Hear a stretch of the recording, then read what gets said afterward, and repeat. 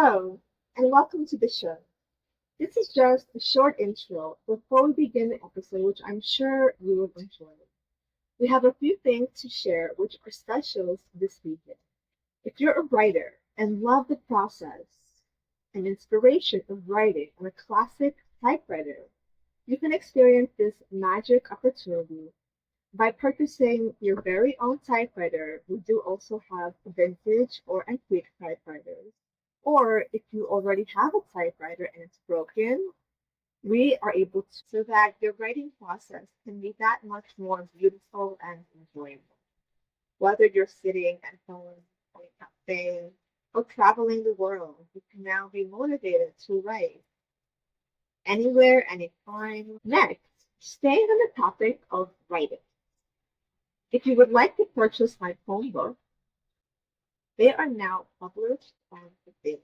The Narcissist Recovery Guidebook, as well as the Grand Soul Awakening calendar collection of inner child poems on friendship and healing, as well as Divine Love Lessons, a poetic love story of returning back to your core self and a human journey of understanding your higher calling, which has a touch of synchronicity, numerology, ascension patterns, spiritual insights to soothe the consciousness and support the ego into pure, authentic soul food. And it's a great gift for yourself or for a friend who appreciates the art of poetry.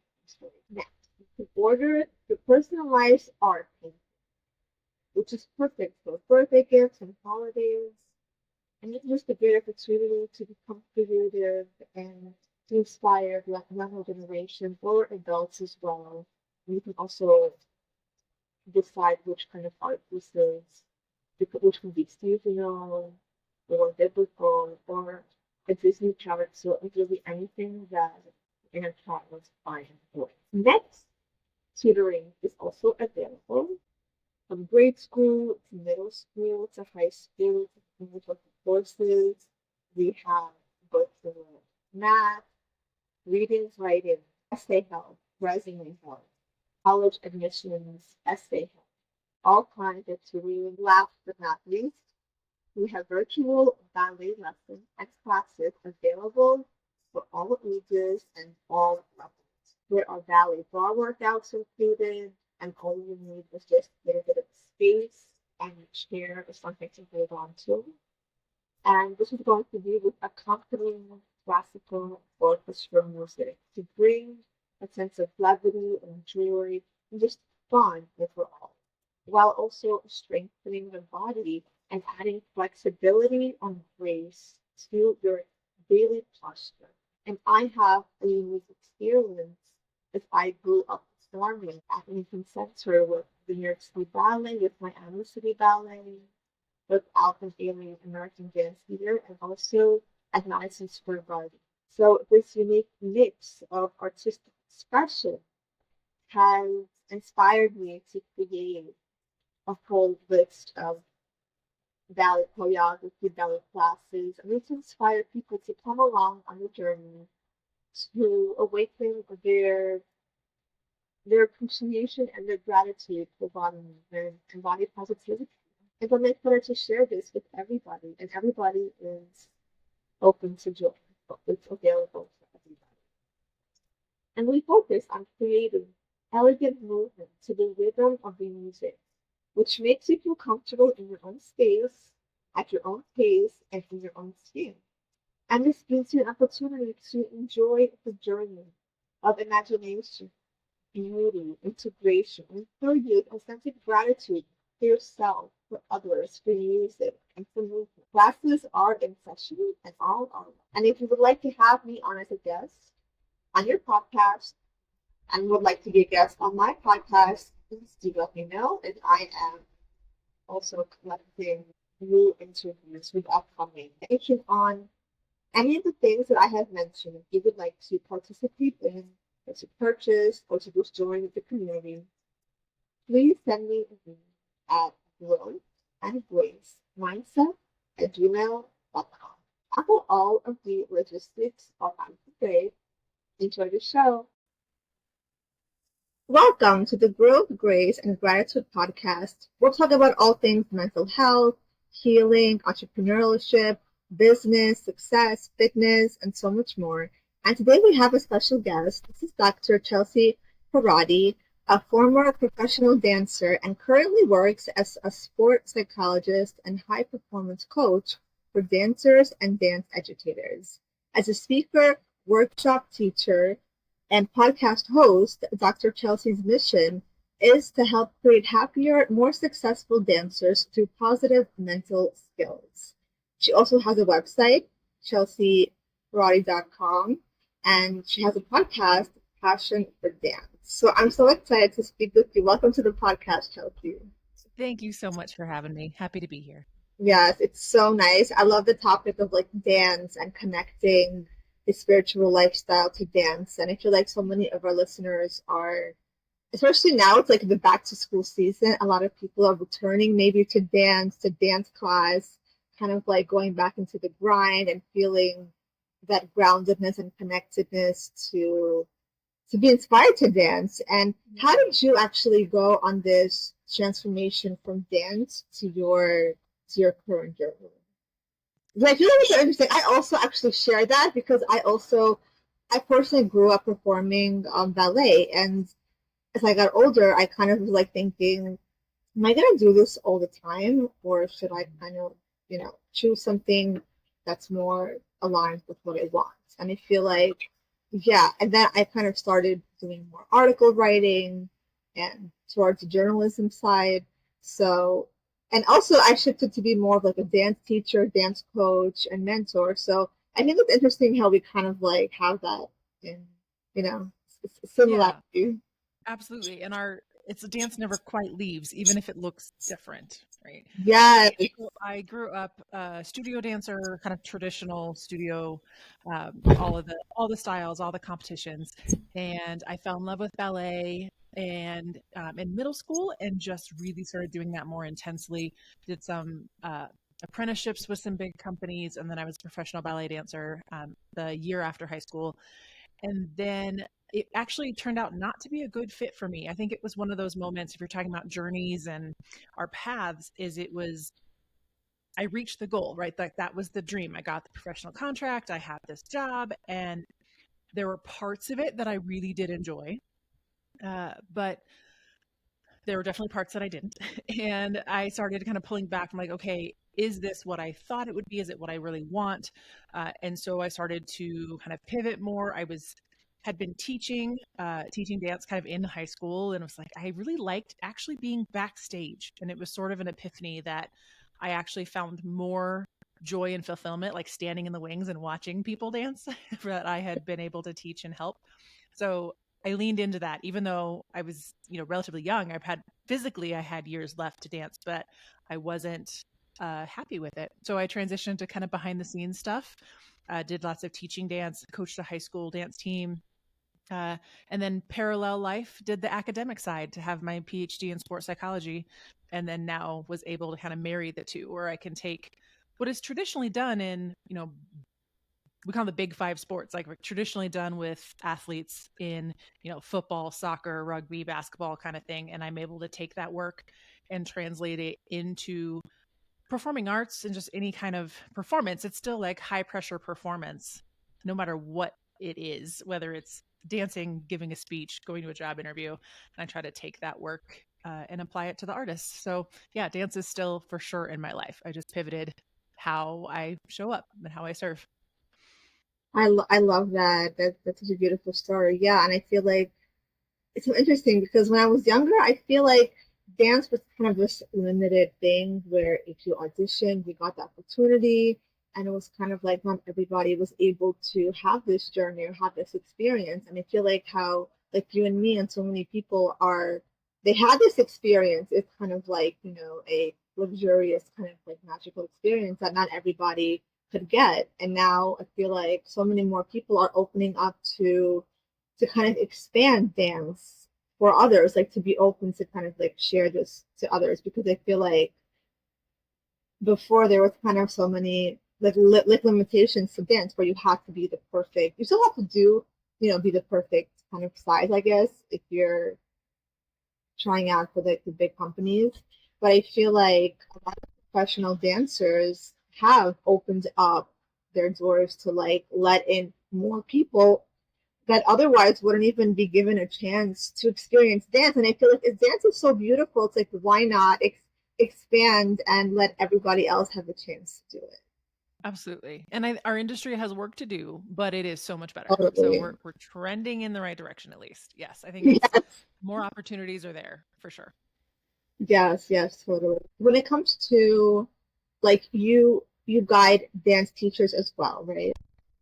And what Yes. is like the best advice you can give to like because dance teachers also have to have their mental state good because like as a student, it's like I didn't think about this before, but like we as students look up to teachers so much. Like they're inspiring us like on a daily basis. They give us the confidence that helps us to master the steps and to perform the choreography. So it's like if we have teachers that are weak with their own mental state, like that's going to have a big impact on the students. Oh, of course. I know. And all of the mental skills I talk about are both to the teacher and the student. They're just life That's skills beautiful. that, yeah, you either apply as a young athlete or dancer training, and then it carries you through your whole adult life as a teacher. Because absolutely, when your teacher has learned for themselves some of these tools and you're able to emulate that for your students or guide them through that's what makes a difference. Like we know that dance teachers are not just teaching steps, and they never have been, but being able to be that a role model for kind of understanding that the mental wellness side too is huge. So yeah, I do it for both. And for so either way we think about it, it's the same kinds of mental skills. So it's things like dealing with uh, your like values and your sense of self and identity, because that all translates to your motivation, your like kind of resilience. I do a lot with like emotion management and being able to be more resilient, deal with the hard things, bounce back from adversity. There's a lot of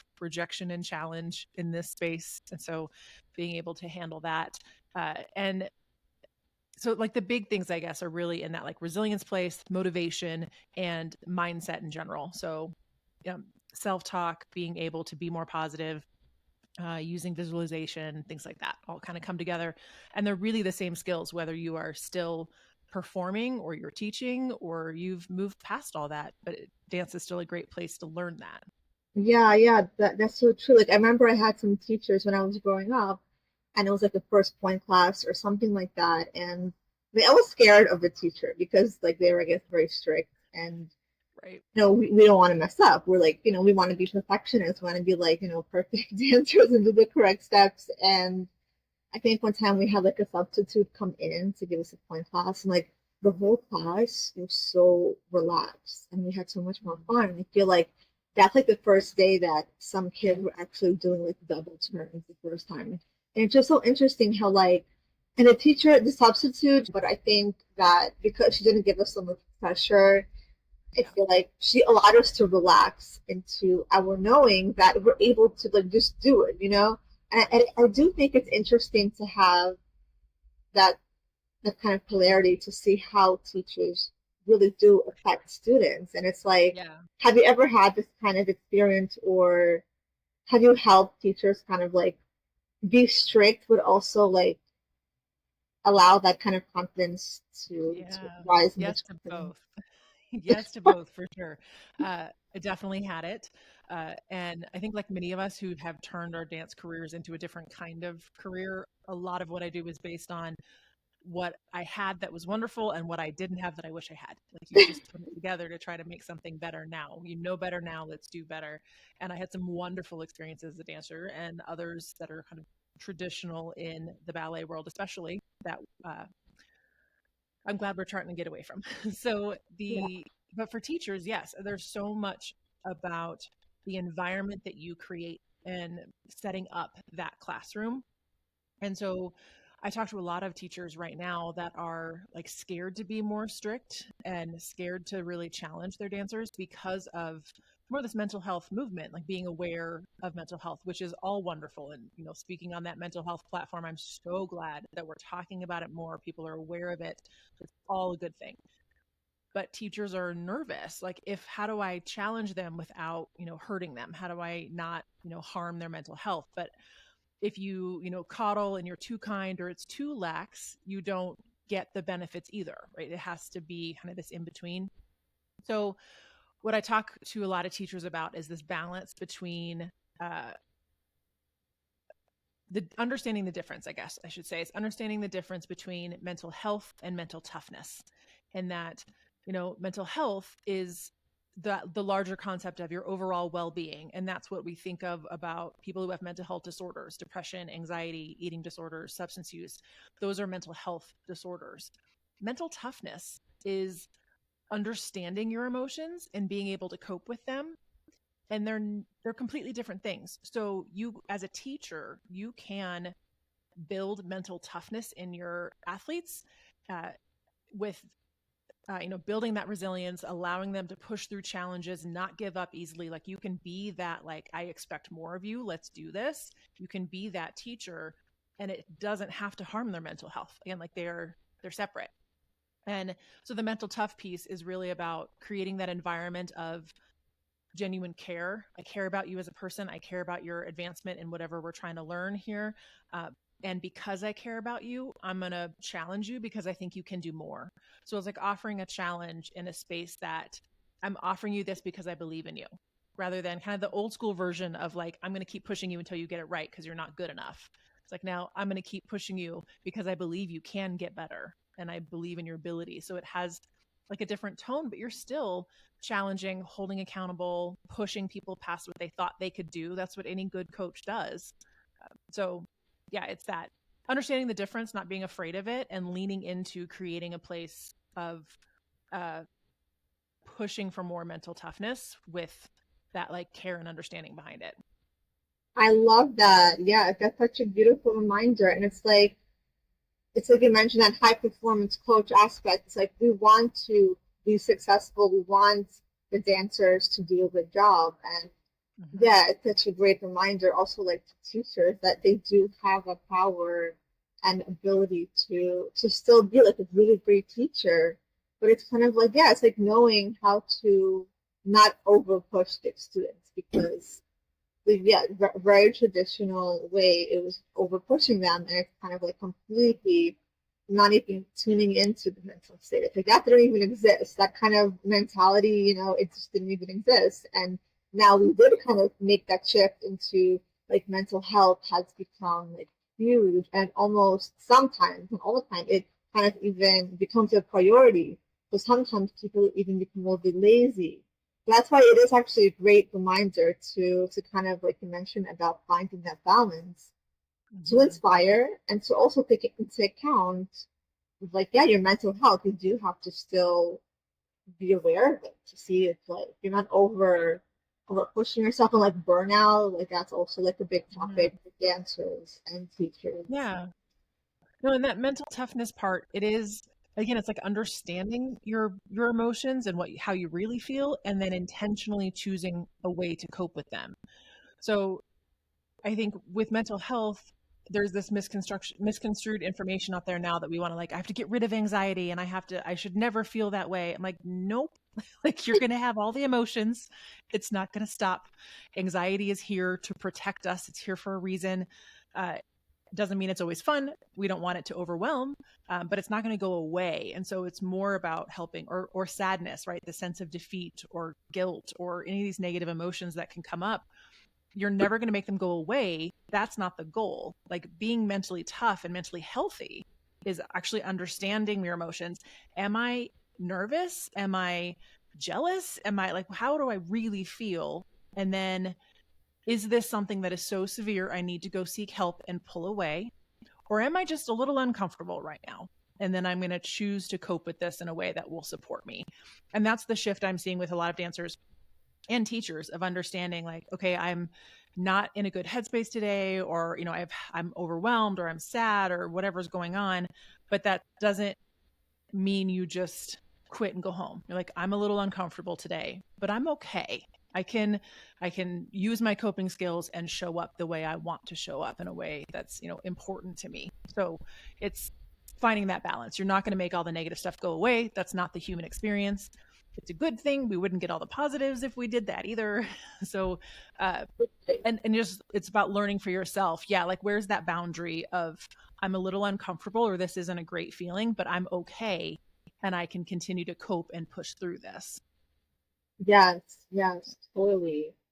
And I saw that you posted that about only 3% of dancers become professionals, and I thought, wow, that is super interesting. And then that also makes so much sense that, how there are so many kind of like emotions, and when people go through like jealousy or different things, to really see like, am I in the right place? Do I want to be here? Because obviously there's going to be emotions, whatever you do, and whatever field you choose to go to. But if some emotions keep arising repetitively, and it's like you should kind of understand, try to understand what is that coming from. Because I mean, there's all kinds of dance stories where there's jealousy and there's crazy things happening backstage because obviously, they didn't get the best role and stuff like that, and that's understandable to a point. But then you want to kind of look at yourself to be like I'm damaging my own self. So like, why am I doing this? And how can I make myself happier if this is not totally fulfilling me? And when it comes to like dance and defining success, because like we do change fields, or sometimes when we realize like you mentioned, you reached your toughest, contract, and it's like that's success. And it's like, and then when you decide to change and shift, how do you how do you think a dancer should define success in this day and age? Yeah, it's a wonderful question. I think there's two keys to success. One is that is your personal definition, and two, it's in your control. So, thinking about your definition of success will likely be and should be different from other important people in your life. So that's where you were just mentioning comparison, how that can be so challenging. And, maybe somebody gets a contract or a job or a role that you really wanted, and you feel that comparison trigger, but it's like, is that actually what I wanted? And is it really what I was after? Is that how I would feel successful? And maybe it is. And there's other ways to handle the comparison. But your success has to be based on your values and what matters to you. And if you're following those values and all the decisions you make and what you're working towards, and your goals are always aligned with that, you will see more success in kind of the day-to-day stuff where you feel like I did something today that I can be proud of, and in the long term, like life goals.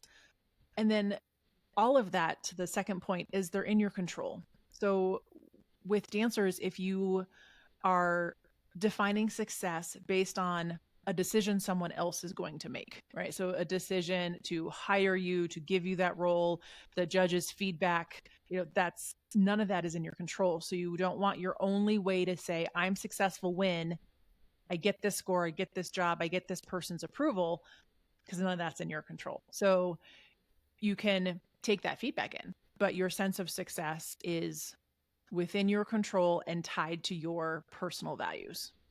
That's always my approach. I love that. Yes, that's a great reminder also though, because we kind of when we're little, a lot of little kids start dancing ballet or dance or competitive dance, and they have these dreams and aspirations, and then as they get older, their bodies start to form, and sometimes it's just like a technical physical thing. It's either like, oh, like you're able to do it or you're not able to do it. And that's also kind of like a harsh reality sometimes, because when we do have that passion for it, but it's not like perfectly aligned, I feel like it doesn't have to be like a full betrayal, like a failure, and to feel like, oh my gosh, like I failed, because then you should kind of like seek out a different outlet to truly find like what is your passion. Because like going back to kind of like a dance should be like more exposed, more expanded for people to kind of like enjoy, because like not everybody does have that perfect form and perfect shape and perfect body. So it's like when people are also able to kind of like their teachers might give them guidance like maybe try this kind of dance and say something different, and then they'll be able Hmm. to kind of like thrive in what Yeah. suits them more, right? Right. And that's with your passions, it should evolve as your values evolve. And I think people are afraid to adjust that in different phases of life. Like the Yeah, thing that so brings you yeah, the most joy at 16 probably won't bring you the most joy at 26, at 40. Like it's going to evolve. And values should take reexamination. And I think the older we get, the more stable they are. Like they don't change as much, but especially in those like teens and 20s years, things can shift quickly. And that's normal and healthy. And, but if we aren't willing to like do the reflection and think about it and examine it for ourselves and potentially let go of something that doesn't fit you anymore because you've grown and changed.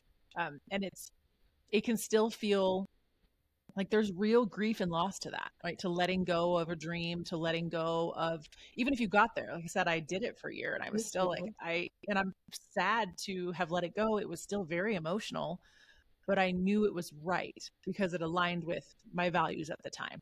You know, where 14-year-old me wanted to be a professional, 19-year-old me had different plans and dreams, and that's okay. And it wasn't that I was being flippant, it was that your values change and what matters and what brings you joy. And so being able to allow that to evolve is a big part of your journey for success and letting that That's continue to yeah. go. There is no top of the mountain, right? I'm going to keep changing and growing in different ways. That's good. Yes, exactly. That's a wonderful way to accept your evolution as a being. It's like that's so beautiful. Yeah. That means we're growing, and like that's the interesting thing, that when we're little we have this like fantasy dream, and once we grow up we kind of like evolve into who we're supposed to be more aligned to, and that's like the most beautiful thing we can possibly be because we're self-aware. And when we're self-aware, we're going to be able to be our best self within whatever field we choose to do. And I feel like for the Right. people who are in like the dance world and they love it and it's working out and it's great, what are some tips maybe for like competitive dancers on like how to deal with like healthy competition and like also, working together as a team? Sure.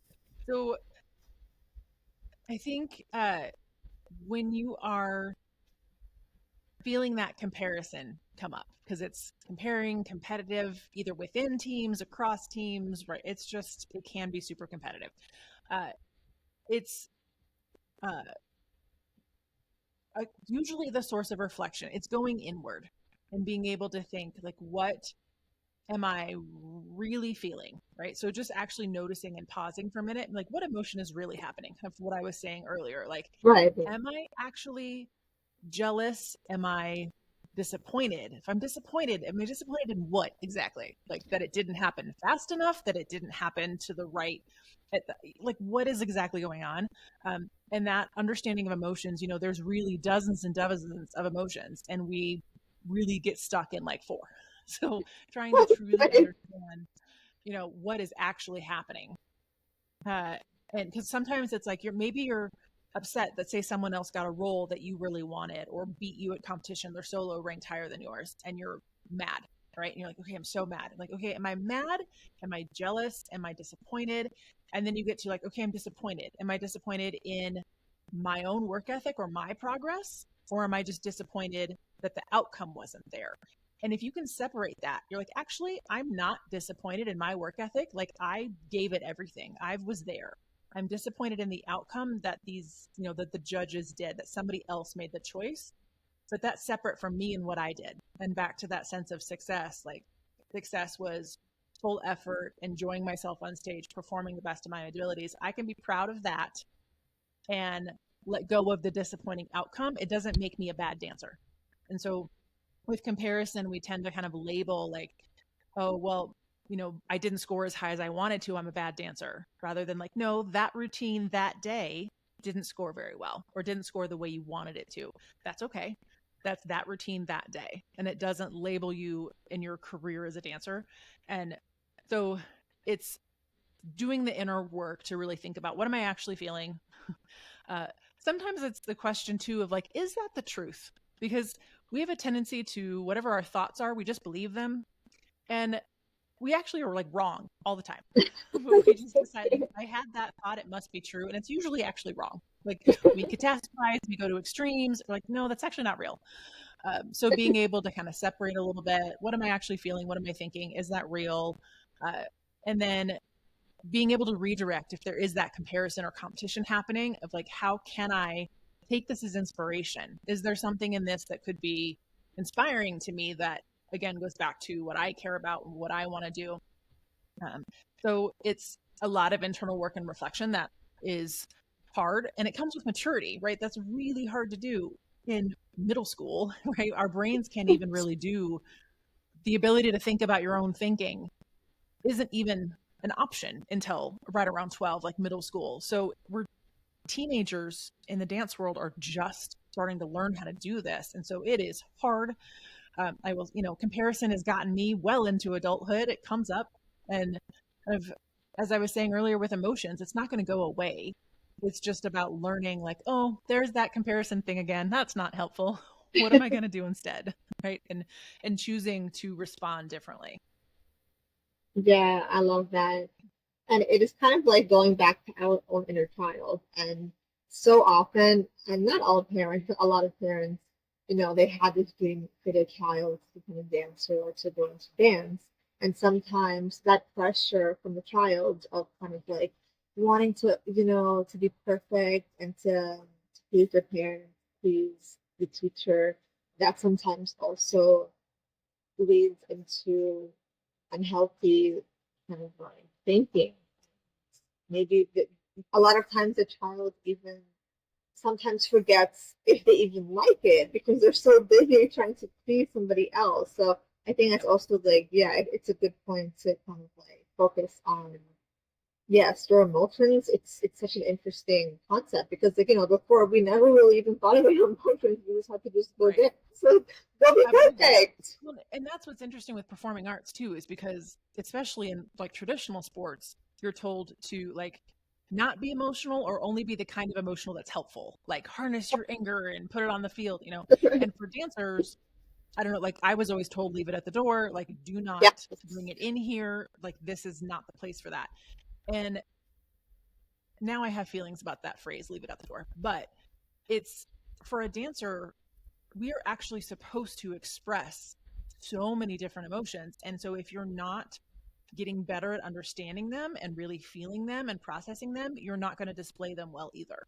So if we are supposed to be able to express this range of emotions, and it's any kind of music, performing arts, like it's all about eliciting emotion in other people. And so if you like shut down and don't think about your own emotions, but then expect yourself to draw these complex emotions out of other people, like you're missing the opportunity. And sitting with your own emotions is not always fun, for sure. Like it's a lot easier to be like, ignore that. I'm going to move on. I'm going to go do something else. I'm going to forget about it. It's hard. But the more you do it, the easier it is to kind of process and get through it more quickly. And again, that's the goal, not to stop the negative emotions, but to like understand and process them more quickly so you can bounce back and get to what you want to be doing.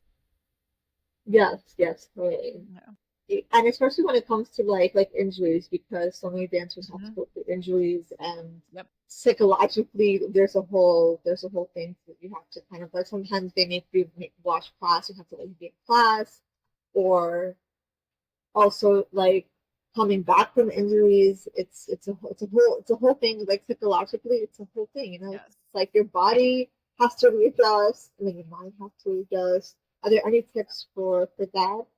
Oh, sure. There's a whole field of research and work on the psychology of injury. It's, uh, academically, it's a huge research field because it is very important. And there are plenty of athletes who are physically healed, but then struggle to perform at their past abilities. And they're, Um, the medical doctor is like, your body's good. Like you had an ACL tear or something, like your body is healed, but emotionally, mentally, the athlete's not ready to perform at that level anymore. Uh, for whatever those reasons, right? I've been missing out on training. Now I'm behind, comparing yourself to the people you were with that have moved on and been training for 6 months without you. Uh, Sometimes it's the identity shift that happens. So, uh, all that to say, yes, it's a whole field of research and work because it's real and very challenging. Dancers who are injured, there's I alluded to this identity challenge. What tends to happen for more serious athletes and is when you say, I'm a dancer. That's who I am. That's what I love. It's how I spend so much of my time, professional or not. Like you can still be in school, but you're like, but I'm a dancer, right? It's who I am. And if you're hurt, it feels like that part of your identity is gone. You're like, I have nothing. If I'm not a dancer, I'm nothing. And that's where we see a lot of the challenge to recover from that. So there's like two pieces that, like, before an injury, helping dancers have a more well-rounded identity. And that can come from their parents, as you alluded to. It can come from their teachers, from their peers. Like, you are someone who is a beautiful dancer and it is an important part of your life, but it's not your entire life. And that's what helped in my transition when I left performing. I was like, it is still an important part of my life, but it's not the only thing about me that I care about. Right. So it's having a more well-rounded identity before it happens can help. Can't always go backwards though. So if it's a challenge at the time, then it is that kind of, again, identity work. What do I care about? What do I value? Where do I want to be? Where do I see myself? And that this is a temporary thing that I can work through to still have my dreams. Or if it's a career ending injury, then it's that, again, reframe of like, I'm still the same person. This is just a shift in who or what I thought my path was. It happened to my husband. He had a career where a physical injury meant he had to leave his entire career. Yeah. And that he was in his early 30s at the time. And so it can happen to, the teenager, the adult, anywhere, when you are forced to leave a career or transition before you wanted to.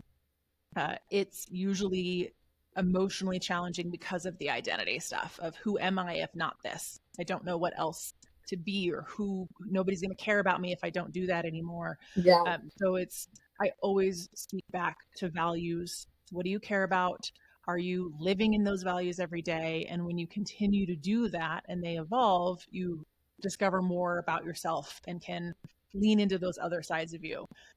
And it happens even just to, like, high school and college dancers who just like choose not to go on. Like, maybe you danced all through your college program and then you graduate, and then one magic day in May, all of a sudden you're not a dancer anymore. And there's this weird transition of like, well, if I'm not in school, what am I? I don't know what to do.